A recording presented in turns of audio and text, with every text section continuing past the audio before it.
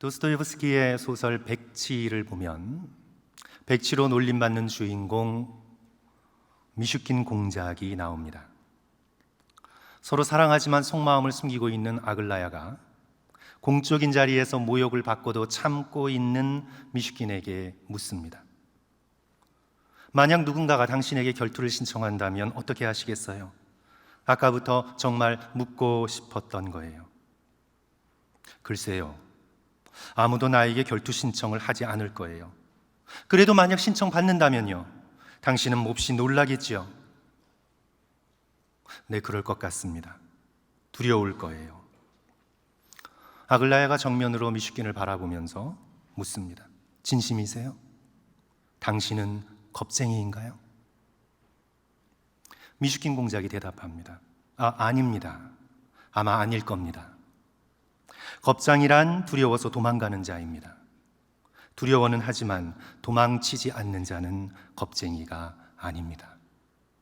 저는 이 미슈킨 공작의 대답이 용기에 대해 우리에게 잘 설명해 주고 있다고 믿습니다. 겁장이란 두려워서 도망가는 자입니다. 두려움은 느끼지만, 두려움은 하지만 도망치지 않고 그 자리를 지키는 자는 겁쟁이가 아닙니다. 참된 용기는 두려움을 느끼느냐 아니냐 하는 감정의 문제가 아니라 마땅히 머물러야 하는 그 자리를 지키는가 아니면 도망가는가 하는 의지적인 결단의 문제입니다. 겟세마네 동산에서 예수 그리스도를 기억해 보십시오. 마태복음 26장 37절 38절, 베드로와 세베대의 두 아들을 데리고 가실새 고민하여 슬퍼하사 이에 말씀하시되 내 마음이 매우 고민하여 죽게 되었으니 너희는 여기 머물러 나와 함께 깨어 있으라. 십자가를 앞두시고 예수 그리스도께서는 심히 고민하셨습니다. 죽을 정도로 슬퍼하셨습니다. 하지만 그 자리를 끝까지 지키십니다. 성부 하나님께서 믿는 자의 구원을 위해 작정하신 그 십자가의 자리를 끝까지 지켜내십니다. 내 아버지여, 만일 할만하시거든 이 잔을 내게서 지나가게 하옵소서. 그러나 나의 원대로 마옵시고 아버지의 원대로 하옵소서. 끝까지 십자가의 자리를 지키시는 참된 용기의 모본을 우리들에게 보여주고 계십니다. 구약의 욥을 한번 생각해 보십시오. 그 고통이 얼마나 처참했으면 욥의 아내조차 하나님을 저주하고 죽으라고 막말을 내어 뱉었겠습니까? 욥도 역시 슬퍼하고 한탄하고 부르짖고 탄식하며 하나님께 항의합니다. 깊은 절망과 고통의 밤을 보냅니다. 하지만 그는 절대로 하나님 앞을 떠나지 않습니다. 인간으로 끝까지 지켜야 할 그 자리를 떠나지 않습니다. 욥기 23장 10절에서 결단하지요. 그러나 내가 가는 길을 그가 아시나니 그가 나를 단련하신 후에는 내가 정금같이 순금같이 되어 나올 것이라. 끝까지 하나님 앞에 머물며 믿음의 자리를 지키는 참된 용기의 본을 오늘 우리에게 보여주고 있습니다. 오늘 저와 여러분이 함께 읽은 고린도전서 16장 13절은 이렇게 권면하고 있습니다. 깨어 믿음에 굳게 서서 남자답게 강건하라. 믿음에 굳게 서라. 대열을 이탈하지 말라. 굳게 서서 내게 주어진 그 자리를 끝까지 지켜내라는 말씀이지요. 모두 다 군사적인 표현입니다. 남자답게 강건하라. 전쟁 상황이니까 남자에 관계되는 표현이 쓰였죠. 영어로 be man of courage, 용기 있는 남자가 되라. 바로 앞에 적군들이 물밀듯 밀려옵니다. 당연히 두려움을 느끼겠죠. 하지만 정신 차리고 be on your guard, stand firm in faith, 도망가려고 하지 말고 뒷걸음치지 말고 믿음에 굳게 서서 내 자리를 지켜라. be man of courage, 남자답게 강건하라. be strong, 전부 군사적인 명령입니다. 사도 바울이 전쟁터의 장교가 되어 그리스도의 명령을 전달하고 있는 것입니다. 사랑하는 성도 여러분, 어떻게 우리는 그럴 수 있을까요? 어떻게 우리는 깨어 믿음에 굳게 서서 남자답게 강건할 수 있을까요? 저는 오늘 말씀을 두 부분으로 나누어서 성도들과 함께 살펴보고자 합니다. 첫째로, 평소에 열심히 훈련해야 합니다. 당연하지요. 우리는 평소에 열심히 훈련하지 않으면 정작 믿음이 필요할 때 그 믿음을 구사할 수 없습니다. 성도 여러분, 여러분들께서 보시기에 제가 기계를 좀 잘 다룰 것 같아요? 아니면 기계에 좀 둔할 것 같아요? 그래, 둔할 것 같아요. 잘하셨어요. 기계에 둔해요. 저는요, 이 기계의 이 복잡한 기계 앞에 서면 이렇게 딱 굳어버리는 것 같아요. 그래서 스위치나 버튼이 막 많으면 짜증이 나요. 누가 이런 걸 만들어서 왜 이렇게 많은지. 그래서 요즘 우리 젊은 목사님들께서는 설교할 때 아이패드나 핸드폰만 들고 와서 그냥 하시잖아요. 근데 저는 아직까지 이렇게 종이 4장에 색연필로 잔뜩 칠해서 아날로그 시대를 살고 있습니다. 이렇게 해야 돼요. 저는 이 기계 만지는 게 조금 서툴러요. 그래도 제가 교회에 궁극적인 책임을 지고 있는 담임 목사니까 교회에 불을 켜고 끄는 것, 마이크를 켜고 끄는 것쯤은 알아야 되겠다. 제가 그렇게 결심해서 최근에 또 조명과 음향을 새 것으로 교체했는데, 그래도 비상시에 좀 할 수 있어야 되겠다 해서 배웠는데, 배울 때는 다 할 것 같아요. 근데 막상 필요해서 하려고 하니까 이 머릿속에 있는 지식이 손에 전달이 안 되는 거예요. 뭐가 뭔지 모르겠어요. 성도 여러분, 이유가 뭘까요? 배우기는 배웠는데 실제로 해보지를 않은 거예요. 우리 부목사님들은 새벽 기도 때 불 켜고 음향 점검하고 늘 하니까 머리에 생각할 필요도 없이 손에 이미 익숙해 있어요. 근데 저는 머리에는 알고 있는데 평소에 안 해봤으니까 활용해야 될 때 손이 못 따라가는 거예요. 성도 여러분, 믿음도 마찬가지입니다. 저와 여러분의 신앙의 경력이, 주일에 예배드린 시간들이 20년이 됐든 30년이 됐든 40년이 됐든 상관없이 매주일 교회에서 설교 듣고 찬양하고 지금 이 시간에 기도해도 일상생활에서 정말 믿음으로 생각하지 않고, 일상생활에서 정말 믿음으로 감정 조절하지 않고, 일상생활에서 믿음으로 행동하고 실천하는 그 연습이 없다면, 정말 믿음이 필요할 때, 지금 이 순간은 정말 믿음이 필요한 순간이에요. 정말 믿음이 필요할 때 굳게 설 수 없습니다. 구약의 사무엘상 17장을 보시면 바로 이때가 믿음이 정말 필요한 때입니다. 이방인 골리앗이 이스라엘을 모욕하고 거룩하신 하나님을 모독합니다. 엘라 골짜기에서 그 불신앙의 쩌렁쩌렁한 목소리가 울려 퍼지고 있습니다. 이때 이스라엘 군대는 두려워서 숨습니다. 사무엘상 17장 24절, 이스라엘 모든 사람이 그 사람을 보고 심히 두려워하여 그 앞에서 도망하여 지켜야 할 자리를 지켜내지 못하고 도망갑니다. 그런데 오직 어린 다윗만이 믿음으로 생각하고 믿음으로 행동합니다. 이 할례받지 않은 블레셋 사람이 누구이기에 살아계시는 하나님의 군대를 모욕하겠느냐? 진정으로 믿음이 필요한 이 순간에 그는 믿음으로 생각할 수 있었습니다. 믿음으로 감정을 컨트롤할 수 있었습니다. 그리고 믿음으로 행동할 수 있었습니다. 그 이유가 무엇일까요? 그가 일상에서, 평소에서 하나님과 함께 믿음을 훈련했기 때문입니다. 목동으로 아버지의 양을 지킬 때 사자나 곰이 와서 양떼를 물어가면 하나님을 의지하여 쫓아가 구해내었습니다. 막대기와 물맷돌로 쳐서 이겼습니다. 일상에서 믿음을 연습했기에 믿음이 진정으로 필요한 그 위기의 때 믿음으로 생각할 수 있습니다. 믿음으로 행동하게 됩니다. 두려워할 수는 있으나 끝까지 믿음의 자리를 포기하지 않고 지켜냅니다. 신약의 스데반도 마찬가지죠.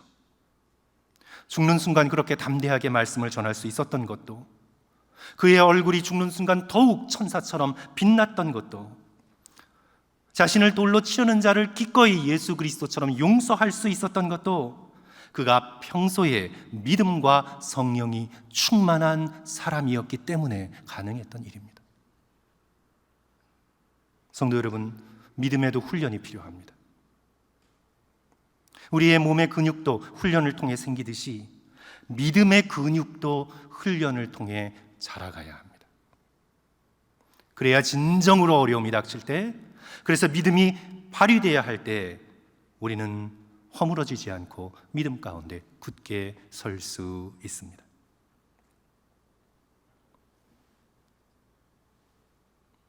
성도 여러분, 우리 인간은 인생을 살면서 아무것도 도움이 될 수 없는 그런 시간을 반드시 통과하게 돼 있습니다.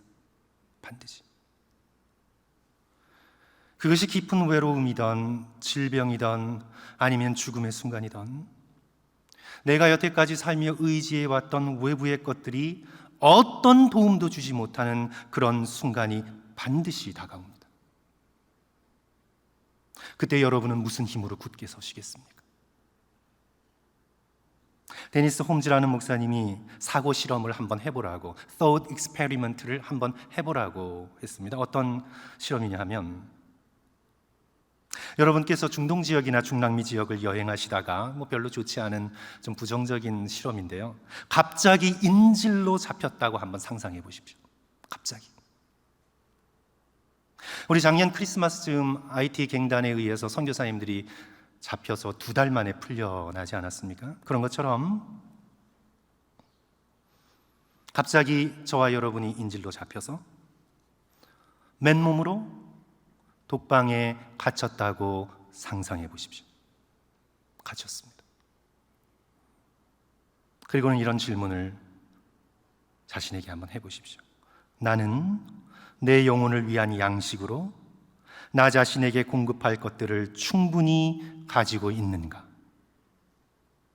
나는 내 영혼을 위한 양식으로 나 자신에게 공급할 것들을 내가 지금 충분히 가지고 있는가? 물어보십시오. 그때를 위하여 하나님의 말씀을 마음에 충분히 담아 놓았는가? 그때 부를 수 있는 찬송을 위하여 그 찬송을 내 영혼에 충분히 저장해 놓았는가? 그때를 견딜 수 있는 기도의 능력을 핸드폰의 건전지를 차지하듯 내가 충분히 차지해 놓았는가? 내가 의지해왔던 외부의 것들이 아무 도움도 줄 수 없을 때 나는 그때 무엇을 의지하여 굳게 설 수 있을까? 지금은 돌아가신 철학자 달라스 윌라드가 췌장암 말기 상태에서 갑자기 먹지 못하고 마시지도 못해서 급하게 입원을 하게 되는데, 이제 저술하던 책에 있어서 조금만 더 살았으면 해서 정맥 주사를 집에서 맞을 수 있도록 정맥관을 삽입하는 그런 수술을 하기로 했습니다. 그래서 이제 엑스레이실로 데려갔는데, 그만 누군가의 실수로 거기서 3시간이나 아무 돌봄도 받지 못하고 3시간 동안 그냥 혼자 방치되었어요. 후에 아내 제인이 달라스 윌라드를 여기저기 찾아서 가보니 그가 기도하고 있었습니다. 3시간 동안. 아내가 물어요. 여보, 버림받은 느낌이었나요? 달라스 윌라드가 대답하기를, 아니요, 하나님께 감사드리고 있었어. 비록 곁에 아무도 없어도 그분이 나를 버리지 않으셨음을 내가 안다고 고백하고 또 고백하고 있었어. 성도 여러분, 병원에서 우리는 수많은 불평을 쏟아내기 쉽습니다. 왜 나를 이런 방식으로, 왜 나를 더 잘 돌보지 못하냐고. 우리가 병원을 들락날락할 때 우리의 마음속에는 불평이 가득 넘쳐납니다. 그러나 달라스 윌라드는 그 고통스러운 암의 투병 과정 속에서도 단 한마디의 불평도 하지 않았습니다. 홀로 남은 상태에서도 깨어 믿음에 굳게 서 있을 수 있었습니다. 깊은 외로움과 암의 고통 속에서도 남자처럼 강건할 수 있었습니다. 왜 그랬을까요? 왜냐하면 그의 마음속에 하나님의 말씀이 살아있었기 때문입니다. 어두운 밤에도 부를 수 있는 찬송이 그의 마음속에 가득했기 때문입니다. 늘 엎드려 평소에 주님을 찾았던 기도의 습관이 그 외로운 순간에 그를 붙들어 주었기 때문입니다. 사랑하는 성도 여러분, 아직 우리에게 빛이 있을 때 우리는 빛으로 걸어가야 합니다. 아직 우리가 말씀 읽을 수 있을 때, 아직 우리가 입술을 열어 찬송 부를 수 있을 때, 아직 우리가 붙들고 기도할 수 있을 때 더욱 믿음의 근육을 튼튼히 해야 합니다. 그리하여 어떤 상황에서도 내가 의지해왔던 외부의 것들이 전혀 도움을 주지 못하는 그 상황 속에서도 내가 깨어 믿음에 굳게 서서 남자처럼 강건할 수 있기 위하여 우리는 훈련해야 합니다.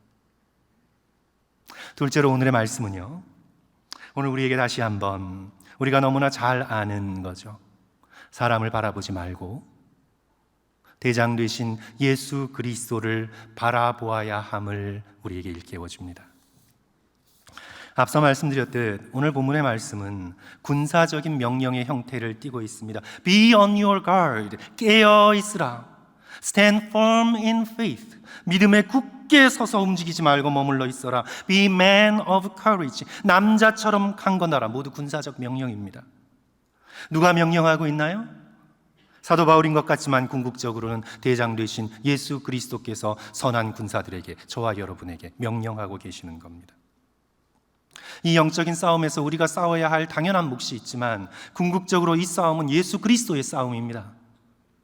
마틴 루터가 지은 찬송가의 가사처럼 내 힘만 의지할 때는 패할 수밖에 없도다. 힘 있는 장수 나와서 날 대신하여 싸우네. 성도 여러분, 이 장수 누구입니까? 주 예수 그리스도, 만군의 주로다. 당할 자 누구랴?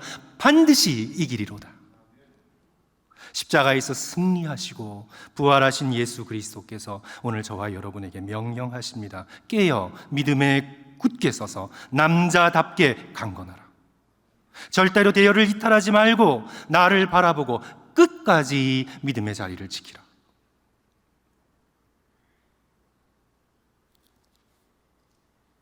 언제 우리는 믿음의 대열에서 이탈하게 됩니까? 많은 경우는요, 아니 거의 대부분의 경우는 사람을 바라볼 때 믿음의 대열에서 이탈하게 됩니다. 주께서 머물라고 내게 허락하신 그 자리를 이탈하여 믿음의 싸움에서 도망가게 됩니다. 우리의 신앙의 어려움 대부분도요, 사실 우리는 저 사람, 교회, 이런 거 그렇게 생각하죠. 목회의 대부분의 어려움도요, 성도 여러분, 사실은 내게 사명 주신 그리스도를 바라보지 않고 사람을 바라보기 때문에 닥치는 것들입니다. 성도 여러분, 여러분의 믿음이 좀 떨어졌거든, 여러분이 지금 실망과 낭만 가운데 있거든, 혹시 내가 사람을 바라보고 있지 않은지 다시 우리의 눈을 그리스도께 고정할 수 있는 저와 여러분 되었으면 좋겠습니다. 오늘 본문이 들어있는 고린도 교회를 보면 많은 신앙의 문제가 사람을 바라볼 때 생긴 결과였음을 우리는 알게 됩니다. 고린도전서 1장 12절, 내가 이것을 말하거니와 너희가 각각 이르되 나는 바울에게, 나는 아볼로에게, 나는 게바에게, 나는 그리스도에게 속한 자라 한다는 것이니, 사람을 중심으로 파벌이 생겼습니다. 그리스도께 눈을 떼 사람을 바라보니 문제가 생기기 시작합니다. 또 겉모습이 좋고 말을 잘하는 거짓 사도들에게 마음이 끌렸습니다. 전부 사람을 바라본 결과이죠. 성찬을 나눔에 있어서도 부유한 상류층 사람들이 먼저 다 먹어버려 나중에 온 가난한 사람들은 먹을 것이 없었습니다. 사람의 지위와 신분을 바라본 결과입니다. 은사를 가지고도 자기 자랑을 일삼습니다. 내 은사가 더 중요하다고, 내 탤런트가 더 크다고, 은사를 주신 성령을 바라보신 것이 아니라 사람을 주목한 결과입니다. 거듭 말씀드리지만 신앙생활의 대부분의 문제는 그리스도에게서 눈을 떼고 사람을 바라본 결과입니다. 잘 알려진 예화죠. 너무 잘 알려졌지만 제가 다시 반복합니다. 기원 후 3, 4세기 사막에서 수도를 하던 많은 수도사들이 있었습니다. 아주 뛰어난 수도사가 있어서 악마들이 난리가 났어요. 어떻게 저 수도사를 시험에 걸려 넘어지게 하지? 저렇게 열심히 하나님을 믿고 수도하게 놔뒀다간 거룩한 하나님의 사람이 되어 우리를 곤란하게 할 거야. 돈으로, 쾌락으로 유혹을 해도 걸려 넘어지지 않는데, 경력이 많은 악마가 가더니 귓속에 한마디 하더니 싹 돌아가 버려요. 뭐라고 했길래? 야, 내 동생이 지금 알렉산더의 대주교가 되었단다. 사람을 바라보게 만든 거죠. 그리스도에게서 눈을 떼고 하나님에게서 눈을 떼고 사람을 바라볼 때, 그리고 그 사람과 나를 비교하게 될 때, 하나님이 저 사람에게 너무 많은 것을 허락하신 것 같은데 왜 나는? 이렇게 될 때 시기와 질투에 빠져 그리스도께서 내게 맡겨주신 삶의 자리, 믿음의 자리를 떠나게 됩니다. 성도 여러분, 우리가 꼭 기억해야 할 것은 우리의 사명은 1차적으로 그리스도와 나 사이의 일입니다. 우리의 사명은 1차적으로 그리스도와 나 사이의 일입니다. 거기에 다른 사람이 껴들어갈 수 없습니다. 사도 바울이 고린도전서 4장에서 강조하고 있습니다. 1절 2절 사람이 마땅히 우리를 그리스도의 일꾼이요 하나님의 비밀을 맡은 자로 여길지어다. 자, 그리고 맡은 자들에게 구할 것은 뭐라고요, 성도 여러분? 충성이니라. 그리스도께서 내게 무엇을 맡겨주셨든 어떤 명령을 주셨든 그리스도를 향한 충성, 그 충성으로 우리는 하나님께 평가받을 것입니다. 그러므로 좀 적게 받았다고 생각하는 성도 여러분, 결코 실망하지 마십시오. 물질의 지식의 외모에 나는 좀 적게 받았다고 비교하여 낭망할 이유가 전혀 없습니다. 마태복음 25장 23절은 말씀합니다. 착하고 충성된 종아, 내가 적은 일에 충성하였음에 내가 많은 것을 내게 맡기리니 내 주인의 즐거움에 참여할지어다. 하나님께서 내게 주신 것을 가지고 주변 사람 바라보지 말고 그리스도를 바라보며 더욱 충성할 수 있는 성도들 되시기를 주님의 이름으로 간절히 축원합니다. 내가 좀 많이 받았다고 생각하시는 성도 여러분, 교만하지 마십시오. 물질의 지식의 건강에 다른 이보다 내가 더 풍성하게 받았다고 그 일로 절대 교만하지 마십시오. 고린도전서 4장 7절을 말씀합니다. 누가 너를 남달리 구별하였느냐? 내게 있는 것 중에 받지 아니한 것이 무엇이냐?